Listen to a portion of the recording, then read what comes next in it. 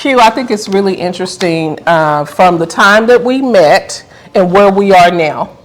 What has it been, 3 years ago, 2 years ago, somewhere in there? Thunder, I think it's been about 3 years. Three freaking years. It's been a minute.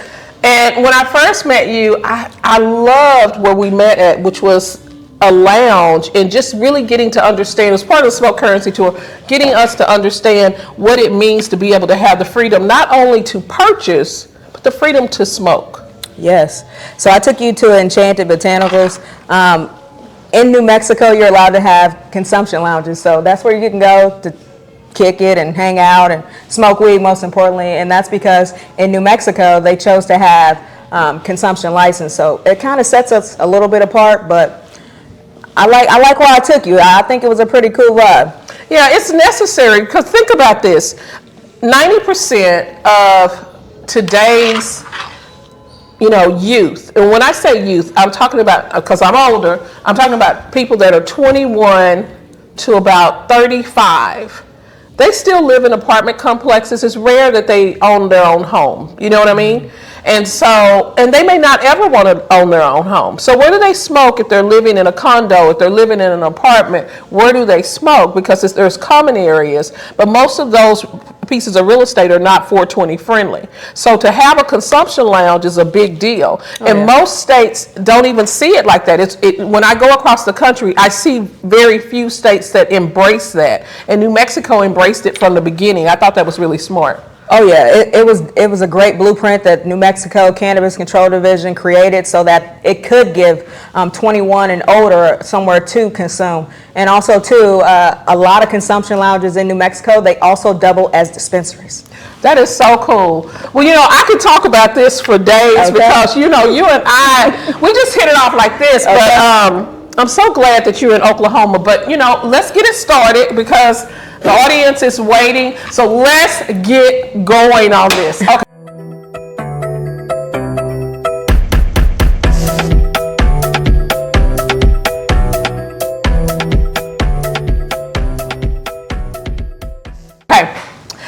Welcome to the Clawback Conversation. I'm Thunder Walker with the Thunder Walker Experience. And beside me, this is how we do it. We get organic at the very beginning, is Q Chenault. Hi, how you doing, people? What's up, beautiful people?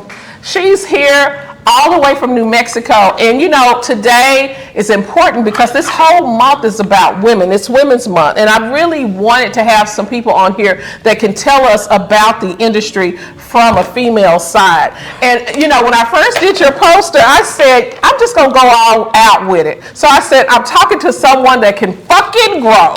Okay? Because I can grow. Can she? Okay.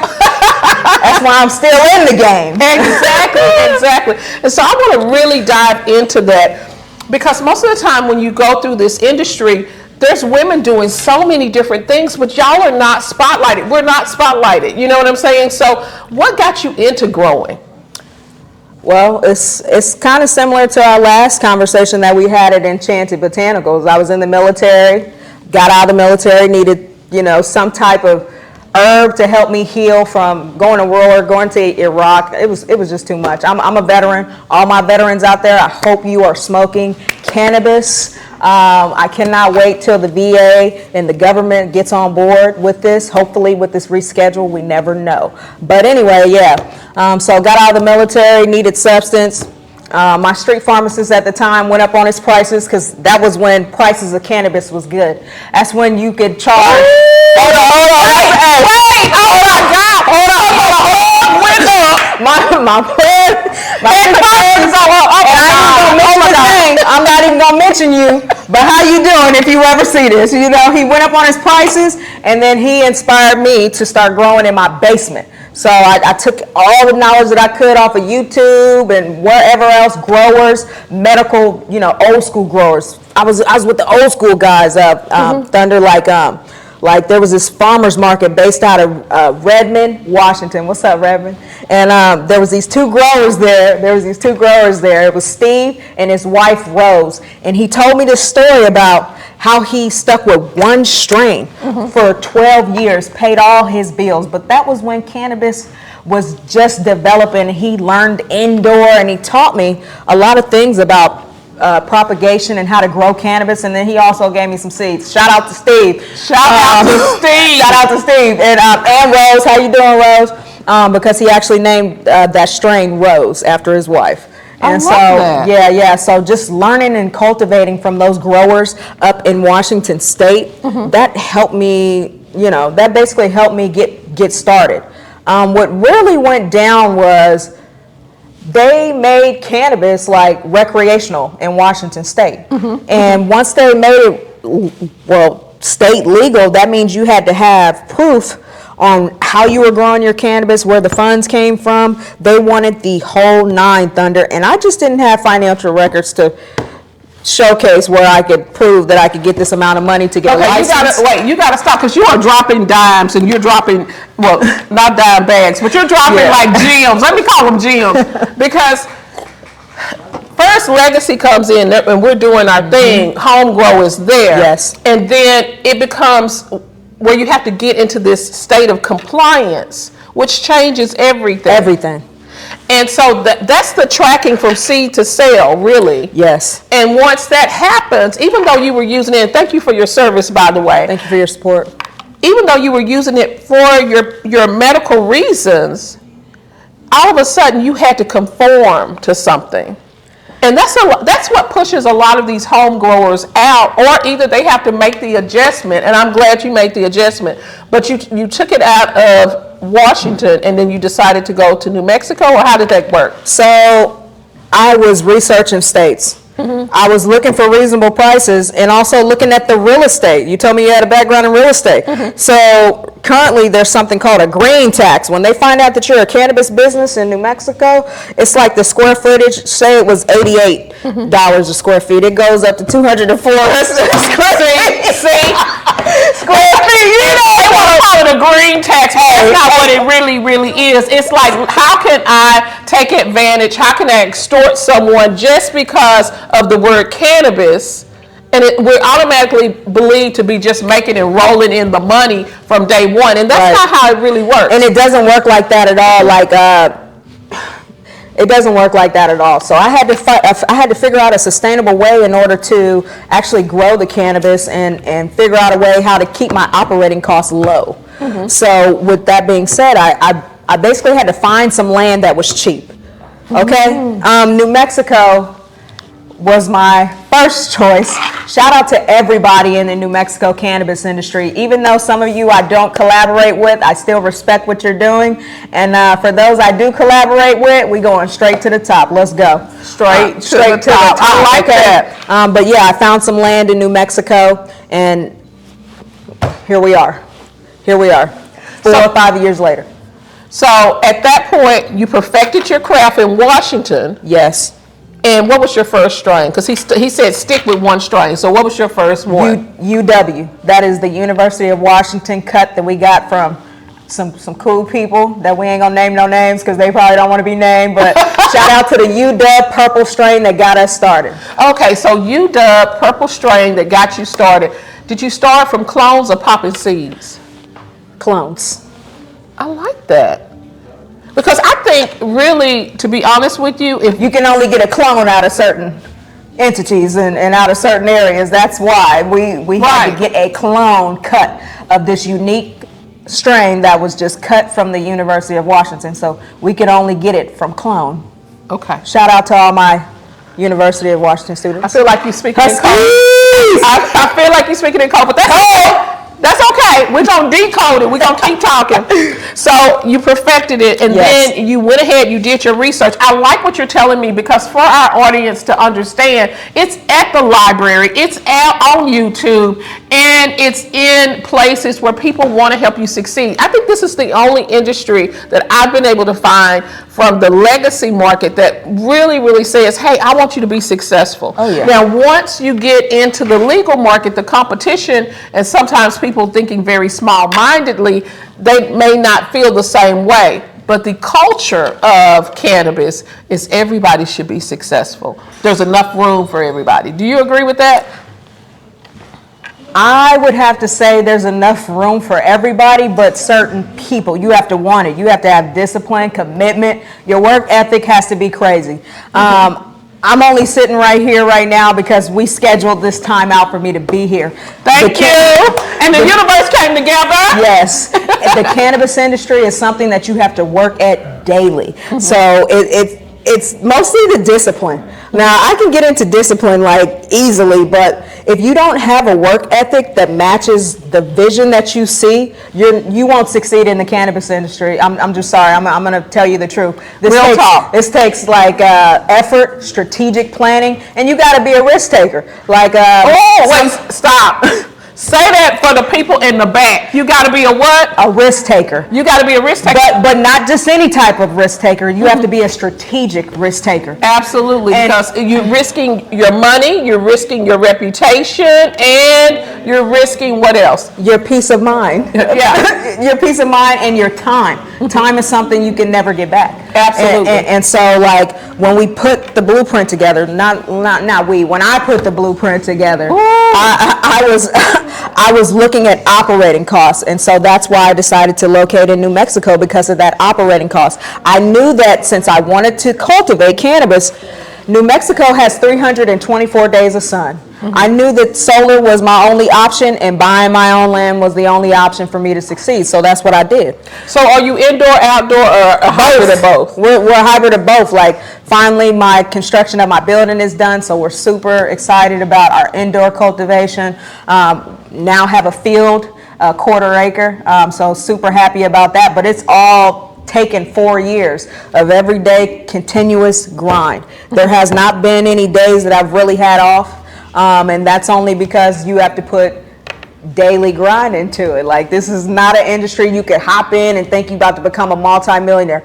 Millionaires wake up every day and do what they need to do, and they read, they learn, they educate. You have to be educated in the cannabis industry. You have to know everything from growing to retail, to courier, manufacturing, marketing. There's many strategies that goes into making a brand in the cannabis industry, and most importantly, how much money do you have saved? Right. And how much you're going to risk, because to be honest with you, you can go and put your money into a crop or a brand or whatever, and it fail. Oh yeah. But you got to get back up the next day and say, okay, what did I do wrong? Because it's never about the plant. I'm gonna be honest with you. She ain't doing it wrong. You failed, not her. Right. And so you just got to go back in there and do it again and to do it again and do it again. What I love about what you're saying is you talk about discipline so much. You've brought it up several times. Do you think the military helped you create that discipline, or you already had it? Did it help? My mom was strict. My mom was strict. She liked the clean house, and then I did venture off into the service. But before that, I played sports. So my coaches and my teammates, they were like my accountability partners. And like one of my coaches, he taught me, you play how you practice how you play. And so that gave me the mentality of like, you have to develop. I'm sorry, I think you had a flashback. I did. You brought his voice out. Oh, I did bring his voice out. Look, man. You got to shout out to him because he brought his voice out. Hey, shout out to Scott, Coach Scott for the Seattle Majestics. Thank you for giving me that book, Play to Win by Pete Curl, because I still refer to that book and give it out. It's a dope book. Thank you, Coach Scott. You traumatized me. But yeah, so sports help me adapt to discipline, and then also too, like, this is a side note, women, girls, young ladies, please play a sport. Sports teach you how to make decisions. You have to be a decision maker when you're in the business, period. Any business that you decide to be in, you have to make big decisions. So, parents, please put your little girls into sports, because it teaches them not only how to be a leader, but also how to make decisions and work with a team, because you need all of that in business, all of it. So you get to New Mexico, and they have all these licenses that they rolled out. Was it medical first, and you were there in the medical, or were you there when the rec came? I got to New Mexico when it became recreational, and that was intentional because I wanted to make sure that I could get an integrated micro license. And Tell us what that means. So an integrated micro license is basically a license that you can have a grow, a manufacturing, and a retail, but on a smaller scale.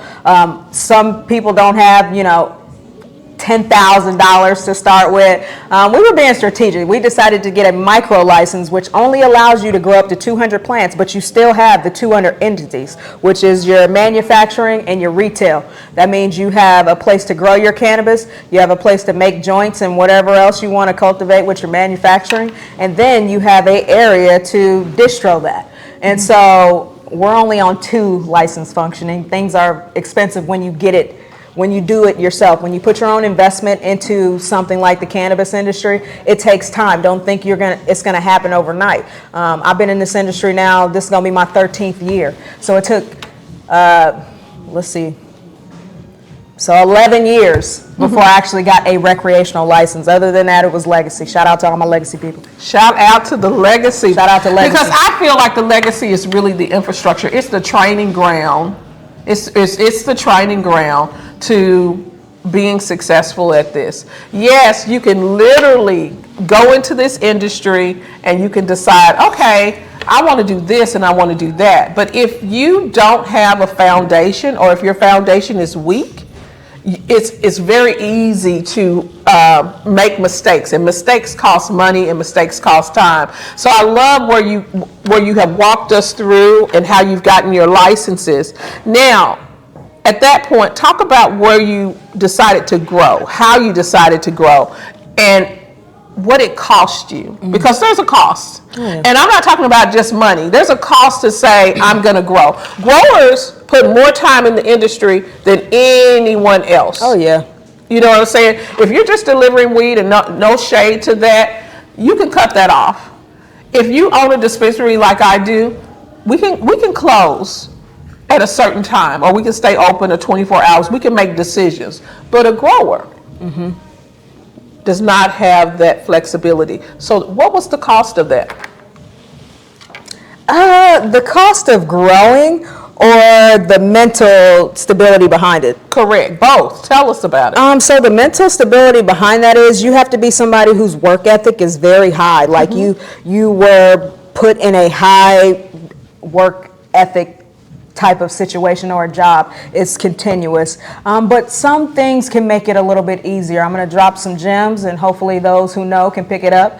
Automate everything. Watering, automation. Anything that you can do with a timer, put it on it. It eliminates stress, and also the plants are able to get fed on time at the same rate as everything else. But it is challenging, and it's only challenging because you have to dedicate from March all the way till December to getting that crop ready, getting that harvest ready, from cutting the plants down to the end product. I just seen somebody walk in. That was cool. Like, yeah, absolutely. Yeah, that's dope. Because we're going to see you. What do you do? Fucking grow, baby. How you doing? They're coming in to learn about this because, you know, what I think is unique about the clawback conversation is that we go to the experts and we ask you guys, what did it take for you to make it? Because when you get on YouTube or when you get on Instagram, everybody's like, I'm perfect at this, I'm this, and this.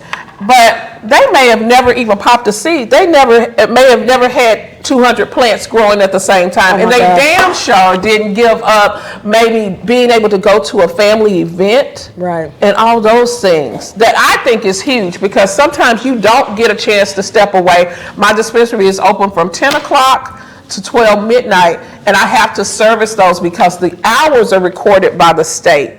And I think that that's something that people has to understand about when you actually go legal. You actually have to respond not only to your customers, but also the state. So talk to us a little bit about that. Okay. Because you grow some good ass weed. We're going to get on that part too. Thank you, Thunder. So are you asking how the CCD works with us as far as being growers, or the state? Like, which one? Well, okay, so it's different in both places, but once you started growing and you got your license, there were requirements that you had to meet, whether, and it's great that you said put everything on automation, but you know how you want a strain to turn out. But then you also have someone looking over your shoulder, whether it's testing, whatever, that you also have to meet those standards. So talk to us about that a little bit. So when it comes to standards and meeting the industry standards, there's no exception. You have to take your product to testing. You have to follow CCD regulations. You have to make sure that, basically CCD sends out a regulatory, it's called the CRA. And so everything that's inside of there, plus the CCD's rules and regulation, you have to just follow that to the T. And so usually they'll come by for an inspection. When you get inspected, if you fail anything on the inspection list, they tell you what to correct. So you have their blueprint on what they expect from a cannabis industry to succeed. After you get your first inspection, or maybe a local grower or somebody that you may know already been inspected, and you could just copy their inspection and just see how to pass. That's all you have to do. You have to just pass their inspection and then you're good to go. But the standards and the regulations are tough. You kind of have to have a certain type of discipline. There's that word again, discipline. And also too, you have to be very organized. You got to be organized. You got to keep stuff in books whenever. And also too, the thing with the New Mexico cannabis industry, the CCD, like basically they can come at any time of your hours of operation. Absolutely. And they don't have to tell you. Right. And that's another thing. Like they don't tell you, hey, we're coming to inspect you February 12th, at 1 o'clock. No, they just pop up. And so you really have to have your facility together at all times. So standards you have to follow them to the T. If you're going to get in this game, just know that there's certain rules that you can't break. When it comes to the inspections, always follow what CCD has put out. Because if you do fail inspections, a certain amount of inspections, you get a fine. And those fines are not small. Right. So you got open, you're doing your thing, you create a couple of strains that you really like. And I was there, let me just tell you, in New Mexico, I was sitting at the lounge and she was like, no, Thunder, I got something for you. And I don't remember the strain, it was purple something. You know what, Thunder, I smoke a lot of cannabis too, and I don't remember the strain, but I know I bought you some heat. Yes. And it was either Purple Cake or 1008 2020. I think it was Purple Cake. Purple Cake, baby. Let me just say this. I had smoked in New Mexico. I had smoked in multiple states. And I got to New Mexico, and hers was the first thing that really took me over. Perfect. And I normally don't smoke on camera. So I was smoking, and I was like, well, wait, I need about a 30-minute pause before we can move to the next thing, because it hit me like that. And I remember she hit it, and you called. You were like, it's got more THC in it than what you said. I was like, yeah, gas. Yeah, it was total gas. But what was so crazy for me is understanding how much time and energy you put into your product, because it was such a step above everything else I had tried. And that was what I loved about meeting you being a woman, you serving the country, being a veteran, and coming through the legacy market and then creating what I felt was complete za. I mean, it was connoisseur, it was all of those things. And so tell us this. You meet the compliance, you do what everybody else does, but there was something about your weed that was different. There was something about your smoke that was different. And you ain't got to tell us the secrets, but give us something that says, okay, how do you get from just being regular to being you?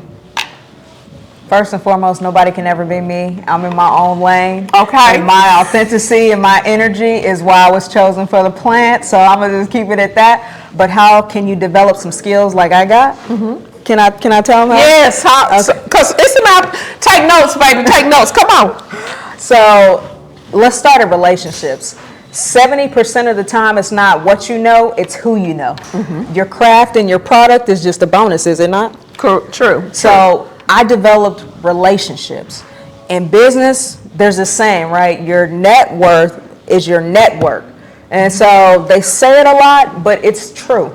The relationships that you build with people is how you get to a certain type of level in the cannabis industry. Just like our relationship, Thunder, how did we even get here? You know, it was through a person. It was through a relationship. Right. You know, so relationships really account for my success because I only go to things that are going to push my business forward, and like events like the Mary Jane Mingles and things like that. That was really what set me off right there when I got to actually interact at a cannabis industry event. You have to put yourself out there. It don't matter if you don't look like everybody else. It doesn't matter if you think you don't know certain things. It's all about relationships. Can you have a good relationship with the president of a MSO company? And you just start out by talking. Some of these people don't even wear name tags, so you really don't even know who you're talking to. And so that right there, that's what starts. That's deep. Some of these people don't wear name tags, so you don't even know who you're talking to. Yes. So take notice.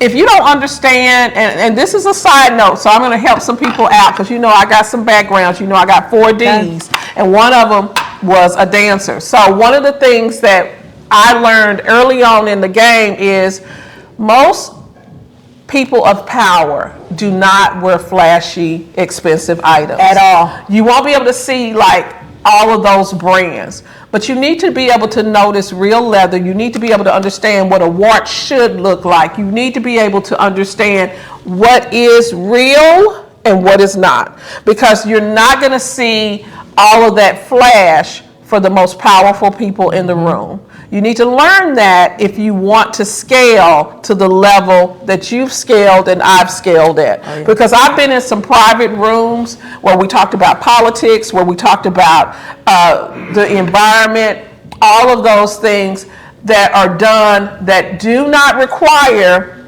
presidential approval. These are people that are making decisions about our community and our country that they just are in the know. And so you have to be able to understand that. So I want to take you to the next thing. I know you're going to say something, but you secured some amazing contracts over the years that you started. And when I met you, I smoked some great flower, but you had created, I don't think it was a canicar, it was something else. It was a gorilla finger, yeah. Yeah, a gorilla finger, yes. Oh, yeah. Okay, walk us through. I can't give away all my secrets, but I know, but I'm just telling you, it was a gorilla. I already know what you're going to say. I'm just saying. So gorilla fingers, just a blunt, rolled by our manufacturing team that's exclusive on the market. If you got these things, shout out to Budding Bar in Berlin, all the stores that they have in Berlin, Los Lunas, Socorro. Thank you for being proud supporters of the Gorilla Fingers. For everybody else, hop on the bandwagon because nobody rolls like we do. So if you are in New Mexico, step into some of those places and ask for a gorilla finger because it was off the chain for me. It was the first time I've actually had one. I've had blunts, but I ain't had a gorilla finger. Okay. It took me to the zoo. I ain't lying. It was beat on your chest, okay? It was gorilla before Glorilla. I'm just telling you, it was awesome. It really, really was. Okay, so you started perfecting yours, and then you got into some amazing MOUs. You got into some amazing contracts, and you have grown for some top people. Tell us about that. I mean, I'm just saying, I want to see the shine. Go on and shine with me. Well, some of those contracts have ended because, like in business, when things don't go accordingly and other things get in the way, sometimes business deals can fall apart. But I've graced the stores of Cookies, New Mexico, also to a large MSO. I'm not going to disclose who they are, but shout out to the Swazi team. For those who know, they know. We greatly appreciate your partnership, and we want to continue to do things that are out of this world in New Mexico. So to gain those contracts, that one contract that I just mentioned, it took me 2 years to even close that. So you have to keep in mind that in the cannabis industry, nothing is going to come easy, and everything is done through relationships, and you have to keep building that rapport, because sometimes you can walk in a room and your name will say yes for you. So when you can create a personal brand. So basically, I don't want to be the face of Big Effing Trees, but it was just something that came about because there was no one else at the time to do it. But shout out to my brand ambassadors now. She is Big Effing Trees. You might have brand ambassadors and all of that, but the legacy is yours. Yes. And I'm just so proud to know you and to have tried at the very beginning and watched you grow. But we're not going to tiptoe over what you just said, because I think it's very interesting. You landed a contract and an agreement with Cookies, while Cookies was scaling on its side. Now, Cookies is doing something totally different now. You're doing something totally different now. But talk about being able to negotiate a contract with one of the biggest brands at that time. I'm going to go back to relationships. It wasn't about what my product was. It was about who I knew. So at the time, I was working with someone who knew the general manager at Cookies, and so she was pumping my brand up and then got me a meeting, and I went in there and closed. I bought my product. Say it again. See, you missing it, because I'm telling you, women are scared to do this. You went in there and you closed. Oh yeah. So talk about I just need them to hear it again, because there's so many people out there that are scared to do just that. They have the meeting, they have the opportunity, they have the network, but they don't know how to close a deal. Tell us about that. So it's my personality. So when I create relationships, I want to get to know somebody, because I want to see, overall what their projected character is. What are they showing me at first? So it turns out the general manager's dad was a veteran. I was like, hey, that's funny. I'm a veteran. You got to get to know people. You got to get to know people. That's how I found out his dad was a veteran. And I said, hey, I'm a veteran. And so we talked about that for a little bit, and then I coasted my way into showing him my products. And I told him, here, this is for you and whoever else wants to test it. I only bought like 2 samples of each, and I gave it to him and whoever else he chose to give it to. Obviously, they smoked it. He came back to me, said, Q, we want this product at the drop. I was at the drop VIP, got to see Burner, got to see the whole store open, and got my picture taken on the cover of ABQ Journal, and that's where the stuff started from, But that photo cost a lot, okay? That photo cost me a lot. And all at the same time, you have to always remember that your perception that you put out into the media and into the public matters. Okay. Because it can definitely get you into situations where you have to get your attorney to get you out. Shout out to Savannah Hoover. Okay. We're going in. Y'all put on your bat wings, put on your cape, because we're about to go in. I love how you just explained that a picture will get you into something, get you at a certain place. It happened to me.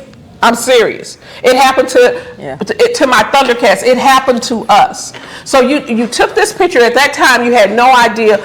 A picture will make you have to put your hand on the Bible and raise up and swear in. Oh yeah. It will. Oh yeah. And so how, as hindsight, because I know at the time you were just really excited to get that going. That was a huge break for you. That was more than a break right there. It let me know right there that I can have a product in the #1 brand in the world. Absolutely. And so once I got that opportunity and I lost that opportunity, I didn't care. I knew I was still on, and I was going to keep beating at my craft. Ooh, okay. See, I love when we talk about the clawback conversations, because you went up, it took you back down, but you already knew. At that moment, you knew. This got me really excited in what you just said. Y'all need to understand that you can go up and you can fall back down for whatever reason. It may not even be your fault. I mean, I've had the state come in here and look for pre-rolls that I didn't even make because somebody else had a problem. Right. But when you're doing something like that, you have to know who you are. And I just love what you just said, because it validated you. And whatever happened after that, you didn't need anything else to validate you, because you knew you were the product was successful at the top brand at that moment. And landed in a place like Cookies. Like, everybody knows the Cookies brand. So when I went in there and I bought the product from behind the counter, and I still have it at my facility. It's like it's laminated, but I still got that same receipt, and I got that Cookies on there with my products on there. And that just, every day when I go in my office, I just look at that shit. Like, I look at it And I'm like, yeah, let's get it today. Let's do I it. tell my team, let's go. Let's go. Let's go. And Oh, yeah. yeah, I like that. Because at that point, no matter what happens after that, you already know, and the audience know, and the community knows, hey, I've tried this somewhere at one of the top places. Oh, yeah. And so I like that. Okay, so after the cookie situation, and, you know, like I said, you went your way, they went theirs, then what did you decide to do? What did you decide? I mean, the gorilla fingers are off the chain, but what else did you decide to do? What did you make? What was the change that you made after that happened? After that happened, I decided to stop playing small in my 1,200 square foot greenhouse and decided I'm on an acre. So I divided that acre into 4s, and I took a quarter of that acre and made it into a field. And that's how I was like, you know what, we're gonna grow real big. And so that downfall turned me into a monster. Like, it turned me into a monster. Like, I couldn't see nothing but big effing trees. I couldn't see nothing but growing. I couldn't see nothing but making these products. And I just kept grinding, and people kept asking me to speak at things. So I would, if somebody asked you to speak, show up. Show up. 80% of success is just showing up. You can figure out the rest of the 20% when you get there, but just show up. Opportunities do not get handed out. You got to go get them. Okay, and once you get an opportunity, you gotta be ready for it. That's what really prepped me. But even from coming from Washington State, I already had a plan. Like, you gotta have a plan. When I said earlier that you gotta be a risk taker, you gotta be a strategic risk taker. Because when you're strategic with it and you can find a niche in the market, or you could see through the market that nobody else has, like say there's like the Cannagars. The Cannagars, nobody even knew what a Goliath Cannagar is. Now we have them in over 30-something locations, probably more coming soon. And then on top of that, it's something that wasn't created before in New Mexico. So I bought that niche there. And so we found some great distributors to distro that product in more stores so that more people could really grasp what a Cannagar really is. Because, you know, a lot of people don't understand that it's just a cigar. It's a cannabis cigar. So I seen that niche in their market. I seen that they weren't selling that in that market, and I took off with it. Just took off, and with the blunts too. Unfortunately, we had somebody who could manufacture more than us at the time. So their blunts kind of like went into the market, but ours stayed like the original, the true found. Like, if you want to smoke a blunt, like, you're going to smoke a blunt. We're not talking about nothing that's packed. You know, we're not talking about what's rolled and it got joints. That is not a blunt. A blunt is from my culture. Okay, a blunt is from my culture. You roll this with a hemp Rillo or something like this, and it gotta be tough. You know, it ain't no paper. Like, that's not no blunt. Blunts aren't packed, they're rolled. That's why we have some of the best rolling artists on my squad. I gotta brag on my squad, because they're the only reason why I'm here. Shout out to everybody on the team that rolls for me every week. I love you guys. Okay. So you brought up your team several times, because when I met you, you were one of one. But you were still killing it. Oh yeah. So tell us a little bit about how you built your team. I think that's important. I had to build a team too, and shout out to my Thundercats. They are amazing. Yes. But how do you build a team? How did you decide, okay, I'm going to give up a little bit of that responsibility? Because like the Thundercats, when they go out, I want them to film and get content from their point of view. I got to trust them enough that they're going to cover the whole event. That word you just used, trust. Anybody at my facility that rolls for me, I've known them for over 2.5 years or more. There is no new faces. So when that artist say no new friends, we take that to consideration. My team is my team, and how I found that team was knowing them and figuring out, hey, they actually like cannabis. Hey, you want to come check out my compound? You know, like, oh, you're teachable. Because most of my team are former athletes. So that's why it was easy for me to spot certain things that I see in myself.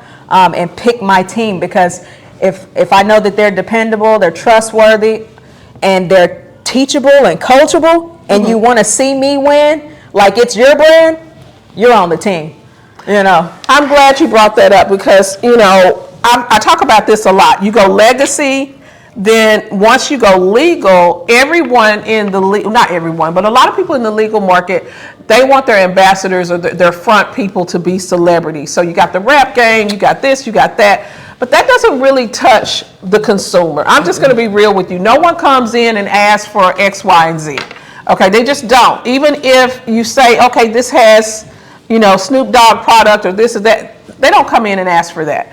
And then I think the torch has been handed to the athletes, the sports cannabis. And so you got your Mike Tyson, you got your Ricky Williams, you have all these different individuals out there that are doing their own products. But what's so crazy about it is I still don't have anybody in my store and then the stores around the state that come in and ask for that particular product. They want to know what the bud tender thinks is good. They want to know what you think is good, what I think is good. And I think until cannabis really realizes that we are the people that the consumer comes in and talks to and wants to know about what you like, what I like, what my bud tender likes, they just keep throwing money. The industry keeps throwing money at these so-called celebrities in sport cannabis. But what I think is interesting is that you're hiring athletes not only to smoke, but to produce the product. I like that. I truly do, because the discipline for them to understand how much work it is. Former athletes. Or individuals who are really good at paperwork and organization. I love prior service, so like I love organization because you have to be organized in the cannabis industry. You have to make sure all your T's are crossed and your I's are dotted, because this is an industry where, you know, you can still get into a lot of trouble if you make the wrong mistakes. And so we try to avoid all of that and just stay as compliant as possible. That's the name of the game, really, is really just staying compliant. As long as you stay compliant, you're gonna win. But see, here's the deal, because as consumers, they don't see that side. Mm-hmm. But that side is really what provides the protection for them. Yes, to be able to indulge in cannabis. That's the reason why it's recreational, because they found a way to not only monetize it, but also, regulate it. Regulated, you know? So yes. As long as it's regulated, because I had a lady, I was driving to a gas station. I don't know, it might have been on the way here, but no, it was at home. I was stopping in somewhere in Berlin, and I asked the lady about the THC drink she had behind the counter, but she didn't even know they really hemp drink. She's like, "Oh no, don't try that, sweetie. You just go to a regular dispensary where it's regulated, and they got the testing where you know what the testing is." The COA. So basically, you know, a lot of consumers now, they're understanding about the testing, and if it's tested, that means it's good. It's went through the state, it's went through all the regulations. These people are licensed growers. They know exactly what they're doing, and we want to maintain that image. We want to maintain that type of rapport. And so sometimes it is necessary for testing. So that way more people can understand that their product has been tested, and that way, you know, people can smoke it, number one, and feel safe about it, because that's the key thing, feeling safe. Americans want to feel safe that they can go in a dispensary, buy the cannabis, see that it's been tested. Oh, these people got a license, because you know you have to put your license number on the out packaging. You have to have the date it expires on there. So it's basically like going into a grocery store and picking up something, buying it. I like that. Buying it, getting that receipt for it, and driving it home. That's basically what it is. It's a consumer good. Cannabis is a consumer good. So I heard you say earlier when we were talking is that the THC levels that you like is right about 20%. Oh yeah. You feel like that's a great safe level. A lot of times people have just decided, okay, as high as I can go, as high as I can go. And I find that is kind of nerve-wracking, especially owning a dispensary, that everybody is trying to search for the highest THC. I think high terps are pretty good. I don't have any issues with that. But when you start looking at going over 30, I'm not sure that you're really getting organic quality weed. I don't know what that is. You can't see my eyes, how they went big in my glasses when you said over 30. I'm like, wait a minute, I'm not smoking that.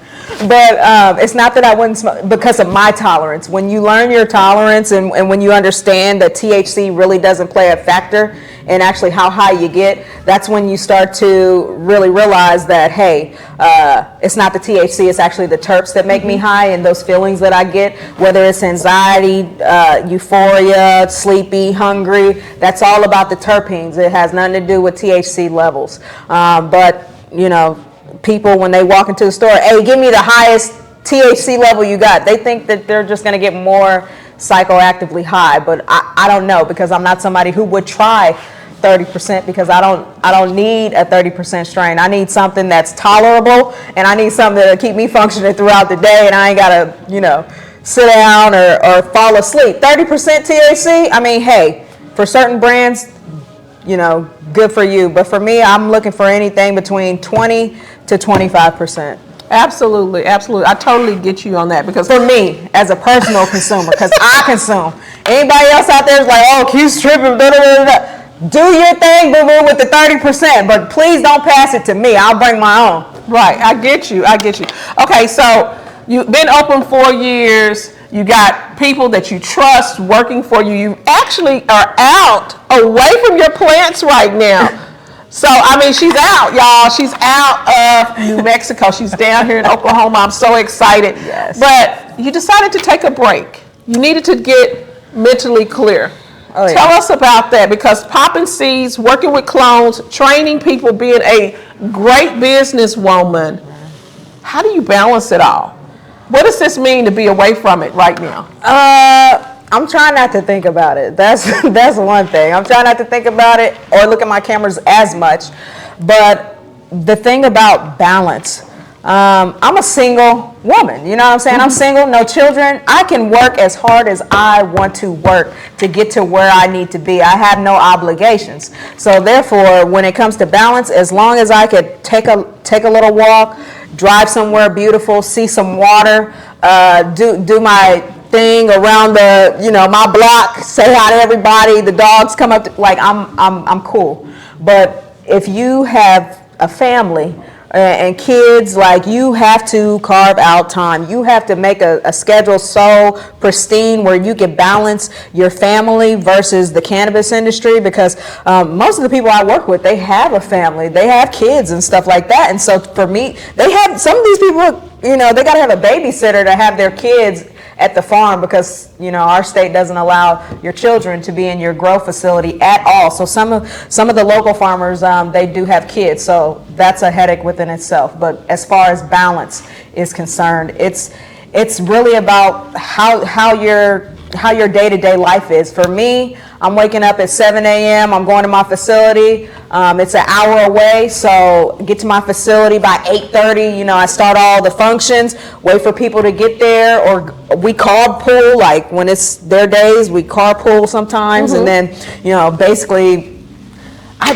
I don't really have any balance, really. I work all the time. But that's I work all the time. Like, that's a cultivator. I work a lot. Like, it's not like a normal thing too, because when you also have to be all functions of the business, like when you're first starting off, you got to be marketing, you got to be the content creator, you got to be the camera woman, you got to be the businesswoman, you got to go close the deal, you got to go make the opportunity for the deal, and then on top of that, you still have, for me, this is me, I still have a whole farm to run. So all at the same time, I was playing that role and that hat for so many years. I finally was like, yo, I need some help, especially after landing some of these deals. I was like, I need to go find reliable people. That's why the team is so important. Having a team that you could trust, count on, like, that's everything in this industry. And it helps me because, okay, I don't have to do 150 order by myself. I got a whole team. Or say, for instance, they want 200 gorilla fingers. Like, it's not just me busting out these gorilla fingers anymore. It's a whole team.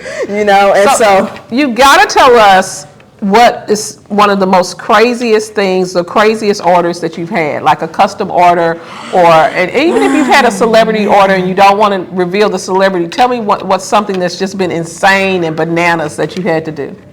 I think getting a really, really, really big order, like an order that was so big it had like how many joints? It was like 6,000 joints or something crazy.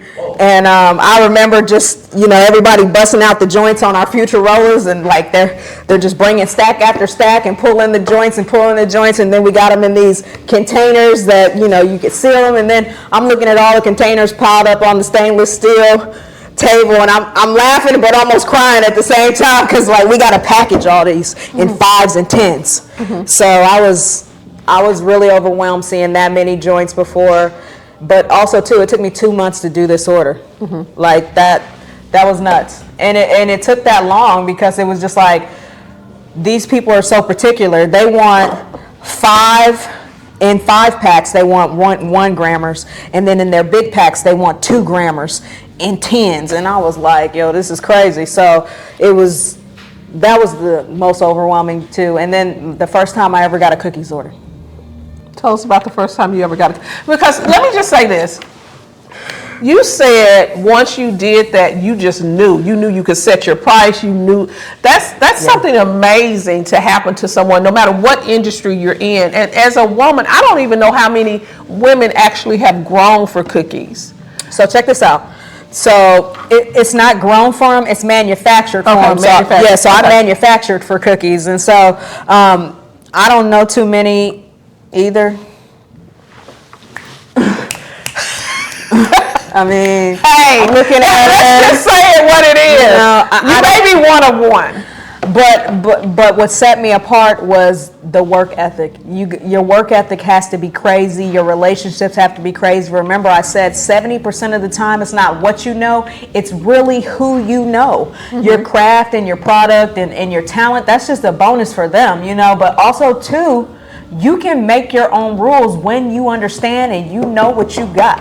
When you value what you have and you know what you got, you can go into those rooms that, they may not look like nobody you've ever seen before in your inner circle, but you can go in there and get what you want, especially if you have a good attorney. Shout out to Seekies over there. Savannah Hoover, I'm going to keep shouting out my attorney. Appreciate you, really. She's a beautiful person. Wonderful, wonderful person. Yeah. Let's talk about the future. What do you see effing trees doing? 26, 27, 28. All the way to 30. What are you trying to do? You know what? I can't even give out that recipe all the way. But what I'm gonna tell y'all, it's nothing small. I plan on trying to educate as many people as I can. For those who will listen, just know that there's power in cultivation, and the cannabis industry hasn't even touched the surface yet. With it becoming a Schedule 2, man, I still think we should fight for decriminalization. America's missing out on money. You got places like Africa, Jamaica, Antigua and Barbuda, all the Caribbean countries, they are exporting to other European states, getting money, real money, from importing and exporting. And so we haven't even scratched the surface. We can't even do state to state yet. Because my first question when Donald Trump rescheduled it, I was like, what's up with interstate commerce? Well, I mean, he signed the executive order, and they're still working on it. But the thing that I get so frustrated with within our industry is we're all still kind of arguing what should it be. It hasn't moved in 80 years. We need to really come up with, at least it needs to move, if that makes sense to me. You know what I'm saying? Yeah. Instead of us arguing together. We all have a plan. When you see Crypto came in there with a plan. AI came in there with a plan. Even the people that are environmentalists that hug on trees and they don't want the pipelines here, there, or whatever, they still have a plan. Cannabis and hemp has to work together to create what we want our future to look like. And until we do that, they're going to let us continue to fight. And the alcohol community is going to be just, in those companies, in the tobacco companies, they're just going to wait and see what we do. Yeah, so they can replicate. Coca-Cola is working on a product right now that has cannabis flavor. And already Philip Morris already said that he wanted to hop into the cannabis industry, and that was over 3 or 4 years ago. So just imagine you walking into the store and Marlboro. Yeah, he's already trademarked. Look, and Marlboro, you buying Marlboro cannabis. Could you imagine? So that's crazy. While we're fighting each other over little bitty stuff like the alcohol industry and alcohol. I really think it's the alcohol industry. They scared. And the tobacco industry. Scared. We got them running scared because less people are drinking. Yes. More people are consuming cannabis. Yes. And it's mostly Gen Z. Gen Z. Appreciate you. Yes. All right, yes. You know, it is, because the Gen X's, I remember going and getting a beer out the car for my dad, okay? And I remember Drinking kids' beer. Right, exactly. You got a little beer when you were, little. And not only that, my dad was a big smoker. And I remember riding in the car with him, and I was like, Dad, I can't breathe. I had asthma at the time. Right, tobacco. Right, tobacco. Smoking them Newports. And he was like, don't breathe out your nose. You need to breathe out your mouth. And I was like, that was it back in the day. Parents did not give. They don't. They didn't. Secondhand smoke wasn't a factor. They used to smoke in all restaurants. Exactly. Everywhere. You know what I'm saying? Smell like smoke. Like it chokes me. So right. So secondhand was normal for us, right? I mean, I would be able to pick it up for my dad, and then it was just crazy. But now we've gotten here with cannabis, and I think the healing factors and all of the things that go in with community, with culture, and everything else, we got to do better. I am so grateful to have you on my show. I need for you to talk to someone that's just getting started. I want you to tell them, you said you educated yourself on YouTube. You found someone at the farmer's market. You went in and you did all your research, reading books, all of that. There's someone that's just like you starting out right now. Okay. How does she get the money to do what you did? See, that's the big question, because everybody's looking for the cash, baby. I don't think I can answer that question currently. Seriously, how did you put the dollars in? It was a lot of saving, and also being a vendor at medical markets and saving my money, saving all the funds. Like any extra that I would have, I just save. Like there was a time where I didn't even go out. I didn't order out to eat. I didn't do any of that. I just stacked my money up. I just stacked and then sold a lot of packs. And let's be clear. I love what you're saying, because you own effing trees. Big effing trees, yes I do. She owns big effing trees. I own Proud Mary. Right. And it's Ownership. Okay, because Ownership. Right, because there's some people out there that's masquerading as owners. And they actually have someone that's behind them that actually owns it, and they're the face. It ain't the same. It ain't the same. Let's be clear. Listen. Oh, that was powerful. Yeah, that was powerful right there. Own everything. Remember, I was talking earlier about how I needed to cut my operating costs, so I decided to go buy land. Own every piece of the entity that you can, if not the entire brand. But when you do own it, just know that when it takes a loss, you take a loss. And so just keep that in mind. But when you win, that company wins too. And as long as you can bet on yourself, it's basically betting on yourself. Okay, say I'm going to put down $100K to do this mission. I expect in 4 or 5 years that I'm going to have X amount of return. You just can't have a plan. You have to know what your numbers look like. You have to know how much things cost as far as attorney fees and anything else that's associated with the cannabis industry. And most importantly, for a woman or a man who is trying to get into the cannabis industry, no just means next opportunity. When somebody tells you no, it's just next opportunity. Move on. Don't take a no as you're a reject. They just don't see your vision. Move on. I have a funny story about that. But the next segment that we're about to go into is we're going to have the audience ask you some questions. Okay. But I have a funny story about that. I want people to understand, back in the day, there used to be, when you go to the club, there used to be a guy that would just be on the dance floor, and he would go around and he would ask each woman, do you want to dance? Do you want to dance? And, he wasn't the most attractive. He might have had a jerry curl. He might have just did not look the part. And women would tell him no. But by the end of the night, let me say this, the drinks would be flowing, and I would look out there and somebody would be on the dance floor with him. So the no's are not the finish of you, no matter where you are. It's just keep going, keep going. So we're going to take a break. Oh my God, this is just, you have just given out so many gems, but we have some people that actually have questions. I think there's someone in the audience right now. So what I'm going to do is go straight to them. And the first person up is Annika. If Annika wants to go ahead and have a seat. Annika has some questions, and I'm going to make sure that she had. Do you have your mic, Annika? Okay, let me get you a mic real quick. We're back with the clawback conversation, and we got Q all the way from New Mexico. We talked about gorilla fingers, and she even talked about something called Goliath, which is a cannagar. You got to check out and just dip into that. But next, we got the audience that's going to be asking questions. And next up, we have Annika Watson. Watson. Watson. Watson. Okay. Yes. Watson, that sounds native. Yeah, it's beautiful. Go ahead. Thank you. So my first question, so I know you have your grow, you're based in New Mexico, and I can only imagine there's probably a lot of work, just managing just the one. But do you ever plan on like expanding, like, having more grows in other states or anything like that? You know what? That's a really great question. Who wants to collaborate with Big Effing Trees in all the, recreational states? We definitely would like to look into expanding. We're all about collaboration and new partnerships, so I would definitely be open to collaborating with a different operator in other states. The cannabis is not going anywhere, so we got to create like a blueprint. You guys see all these, what's those gas stations? Sinclair and, Bucky.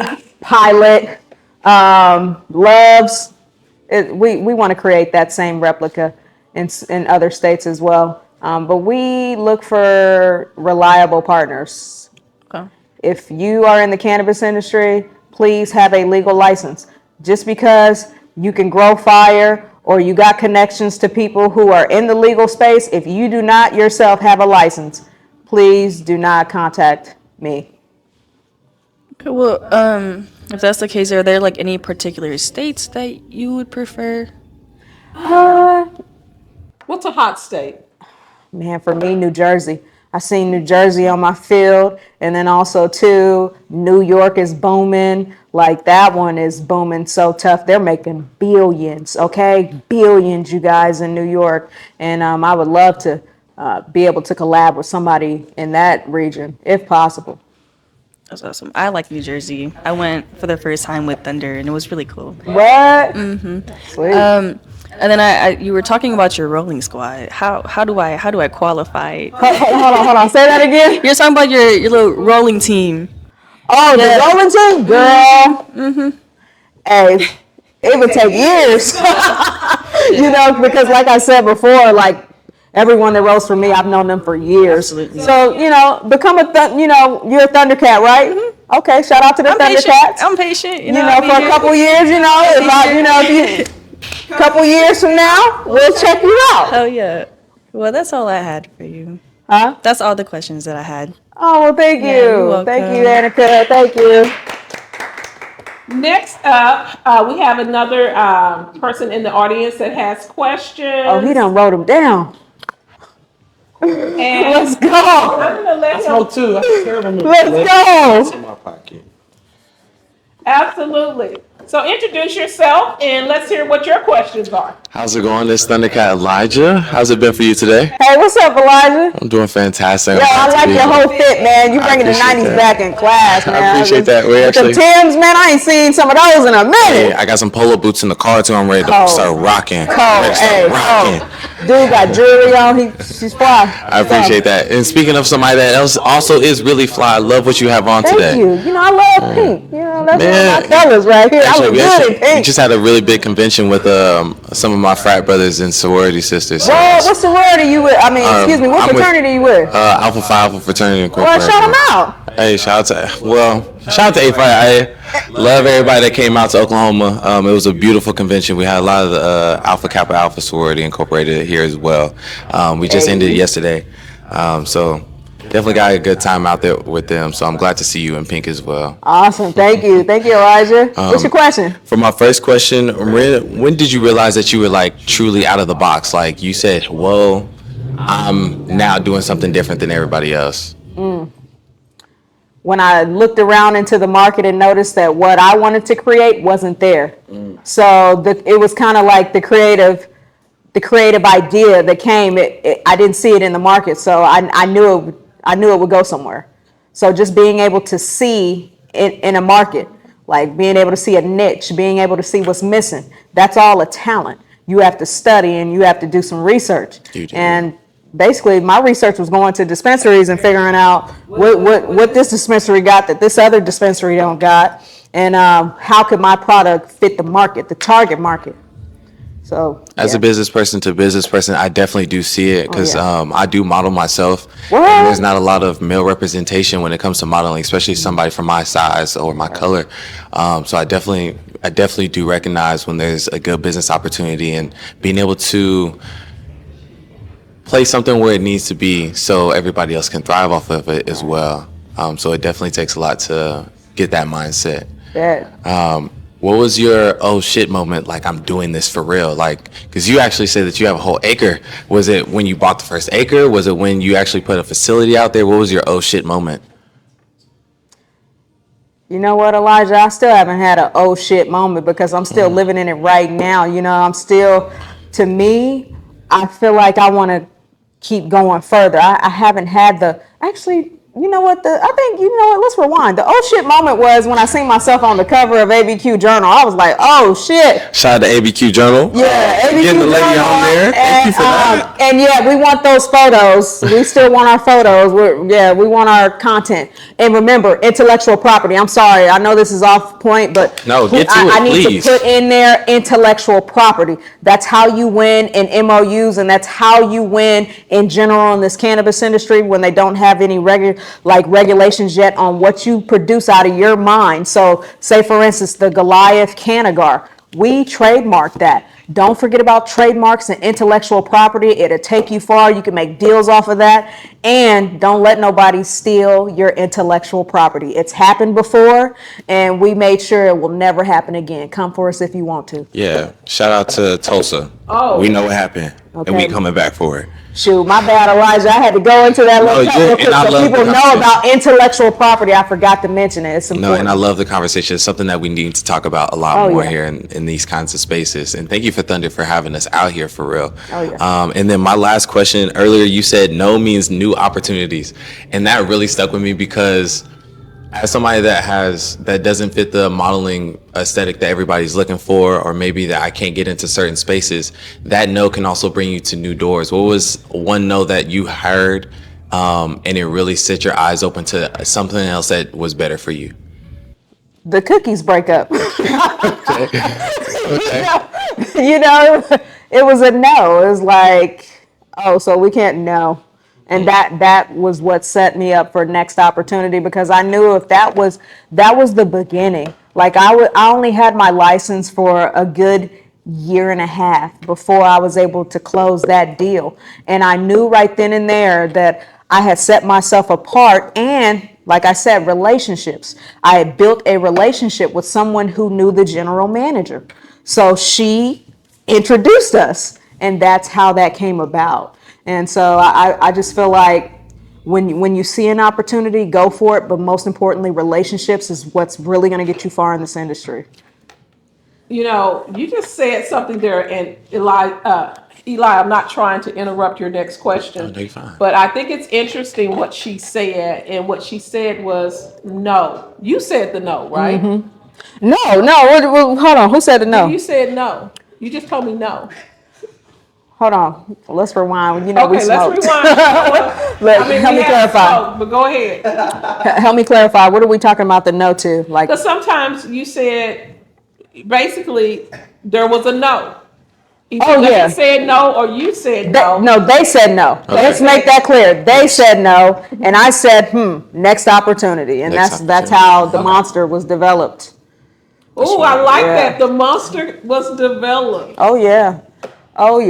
Ooh, We're making new ways. and then also too, like New Mexico is a very who do you know state. And so if they know your product, you'll get on the shelves. If they don't know your product, they won't put you on the shelf. It's very click tight. So I knew that from me being an outsider, because they do not like, anybody, but anyway, that's neither here nor there. I knew I had to reach higher than local. But I also support local mom and pop. Shout out to Budding Bar, who is a locally owned facility or whatever. But yeah, I knew that I had to reach a little bit higher than just trying to go out there and beat feet to local retailers who were already closing. Because some people, they got into the industry and thought they were going to make all this money, and they got these expensive real estate properties. Then you got to think about your payroll, and then you got to think about your utility. You're basically your operating costs, and their operating costs was shot, and a lot of businesses closed down. So I knew that. Yeah, I could depend on certain local mom and pops, but I really had to go after somebody who was a multi-state operator. And so once I was able to close that deal, I think that was what kind of set me apart and ensured that Big F and Trees would continuously be in the New Mexico cannabis industry, was to close a deal that had a lot more distributors and stores. Like, they have a lot of stores. And so I knew that I had to integrate the product, at least one of my products, into one of those stores, into one of those MSOs. And so I was successful at that. That's really good to hear. That's all the questions I actually had. Thank you both for having us over here. It's been such a blessing to be able to interact with you guys and listen to the story that you have. Excellent. Thank you. Of course. Well, we have a couple of more people that have questions. I think the next person up is Kavion Allen. I can get you a question real quick. I can get you a question real quick. Okay, he's gonna make his way up front. You don't like being in the camera? Hey, I need all of y'all to follow us on IG or whatever. If you guys got IG, I need you guys to follow us. Big F and Trees. Big F and Trees, yep. You can ask either what's next. Man, Thunder, I wish I could smoke some more weed. I wish I was staying here, but I gotta go to that show. And I gotta meet my fam. That's why I'm trying to hit this real quick. Ask a random question. Yeah, just have a seat. Just ask a random question. Highest person until you get on stage. It's the camera, huh? Don't think that everybody's looking at you. Hello. Even though we are. We all looking. We waiting. We waiting. Come on. Finna ask a basic question. Got you. 2 questions. Ask me a music question. Okay. A music tell us your question? name. Okay, that's cool. My name is KV. I go by V. How you doing? Hello. How you doing? Really, my question is, just a couple questions. All right. Okay. So, number one, if you don't mind me asking, what era are you from? I'm from the late 80s. I was born in 88, so I'm a millennium. Oh, okay, you're a millennium. Done seen a lot of stuff happen. How long have you been smoking weed? Oh, man. That's a long time, man. I'm 37. I had my first puff when I was 12. My cousins got me high, Same. 12. So since 12 till now. And that's how long I've been smoking weed. My last and final question, what's going to be your gas run? What's that? Your gas run. Like, what type of weed do you smoke? My weed. I smoke like Big F and Trees weed. Okay. What strains, though?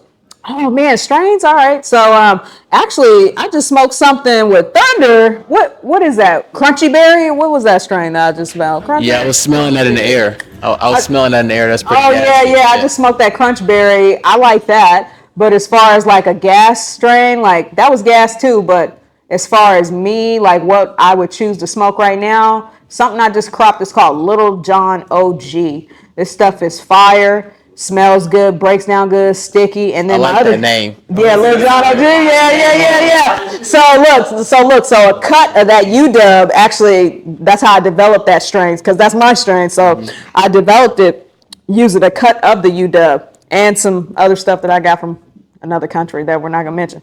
But yeah, so that's a strain right now I'm smoking on really tough. There's also a strain that I really love by a collaboration I'm doing right now with Genesis Organics. It's called Ozo. Shout out to Genesis Organics for this strain. The Ozo, it's like a minty, sativa high, but it smells good. It looks good. It's got great bag appeal. Nose on it is crazy. if they probably ever decided to sell the flower, it'd probably be sold out. But I'm really into those strains right now. Ozo, Lil Jon OG, and where I'm going, I can't take no crunchberry back. So yeah. Okay. That was my questions. All right, thank you. Awesome, perfect. You got what you wanted. You got it. Okay, what's up, Zay? How's it going? Good. That's smart as hell, Thunder. Okay. So next up, we have Xavier Newton, better known as Zay, coming with his question. Hello, you guys. So one of my questions is, what inspired you to go into the game? I think my own personal health. That's a big factor. Okay. I wanted something where I wasn't on like pharmaceutical drugs. Like a lot of times when you get out of the service, they try to put you on like a cocktail of things, and you know, people die over Right. mixing those pharmaceutical drugs together. So I wasn't really feeling any type of pills. I wanted something all natural. I was like, man, I just need to really just go to sleep. You know, after war, you really can't sleep. And so that was a big factor for me, like my sleep. So I liked a lot of indicas at the time. I mean, I still love indicas. I love a good indica. But I would have to say my overall health influenced that. And then also, too, learning about the plant. Once I learned that cannabis at one point in time was used medicinally, and it, you know, Yeah. it's something that was just stigmatized, especially how it was stigmatized, it kind of made me rethink, you know, the overall plant health and plant medicine. So how do we break the stigma, not only with just regular civilians, but especially our military veterans? Because, I mean, I've heard a lot of veterans that are so against cannabis, but I look at them and I'm like, damn, you could use a blunt or two. You know what I mean? And so, yeah. They're only against it because in certain type of states it can ruin their benefits. But also too, it's just a lack of education. That's basically what it boils down to. When people don't they fear what they don't understand.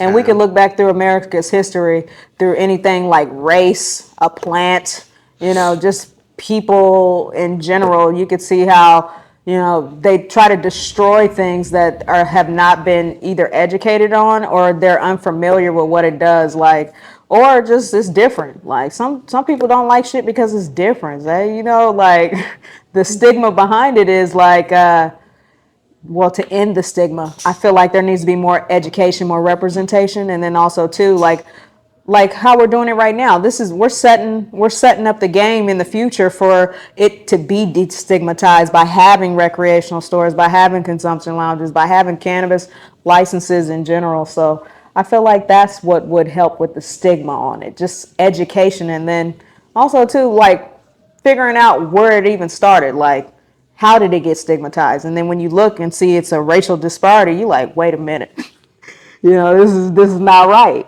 I mean, it challenges everything, really. Okay. And then my last question would be, what would you tell a veteran? No, that's not a good one. I'm sorry. It might be a good one. Ask it. Don't be afraid to ask I'm questions. asking because I kind of brain farted when I said it. What would your words be to a veteran who is going through mental illness or, you know, PTSD, and they have such a high stigma behind the plant itself? I don't know if you kind of already explained it and what we were talking about. I didn't explain it, but Yeah. I could break it down.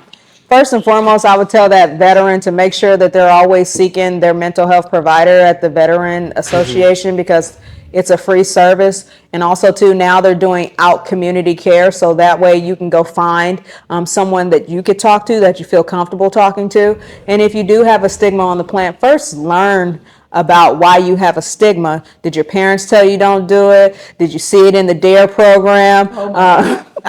You know, Darren the Lion, you know, anyway, don't do drugs or whatever. Or, you know, basically, what made you gain a type of stigma for the cannabis plant? Have you ever done any research on the cannabis plant? Do you see how many veterans use the cannabis plant and have benefited from it? So it's just little things like that that they would have to go do their own research on. But I would always suggest that if you are having any type of mental health issues as a veteran, there's a 1-800 suicide hotline that you could call. You call the VA and they'll give you that number as well as soon as you call it.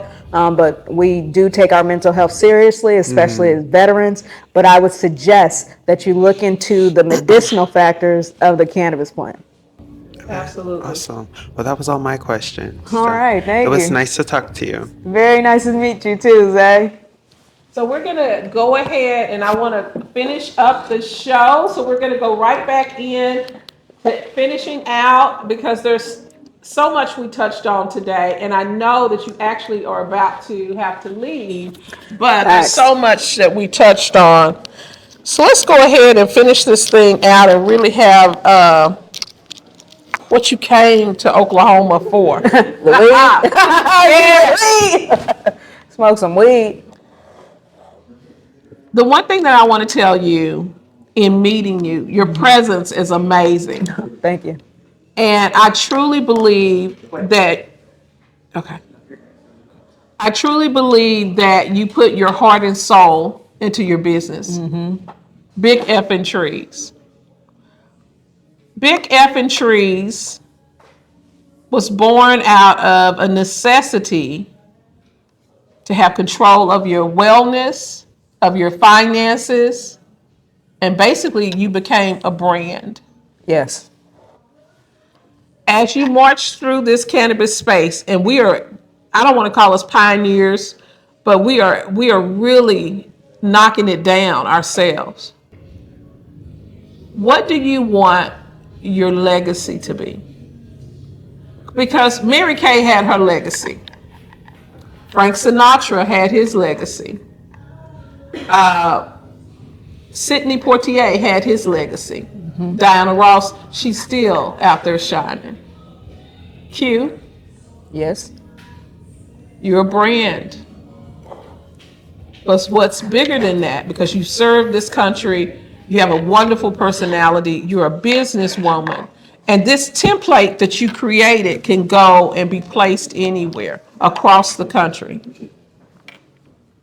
What's your legacy and how can they find you through social media? Well, let me put it like this. My legacy is to show others that look like myself or anybody else, a woman, whatever, that you can do it as long as you have a plan, long as you have this certain mentality. You truly can. Just don't let nobody tell you what you can and can't do. And then if you see a vision in your head for your business, particularly in the cannabis industry, you got to go after it because 9 times out of 10, nobody's probably doing that. Nobody has the strain that you've invented in your basement, so just keep going, keep trying. And at the end of the day, I want my legacy to reflect education and the fact that you can. In your state, New Mexico, can they still do home grow? Yes, they're allowed up to 12 plants, I think now, or six plants. Don't quote me on that because I'm not a home grower. I want us to do a collab at some point. I really, really do. And whether it is an actual product or whether it's an actual service, I want us to massage that out. But I am so freaking grateful that you came to Oklahoma and you did everything possible to make it here this morning when you were supposed to be here yesterday. But that's okay because we had to. Don't fly Southwest. Don't fly Southwest, and don't rent from Hertz. And hold on, Thunder. You can find me at Big Effin' Trees, IG, YouTube, Twitter, www.bigeffintrees.com, and you can also find my personal IG at Q Chenault Chiefs. And if you want to go out today when you watch this, whether it's on YouTube or anywhere in the social media realm, and you decide, I want to go get a gorilla finger, or I want to go get a Goliath. You got to go to New Mexico because we don't do that over the line shipping. Right, but it's in New Mexico, and you're in New Mexico. Where can they go?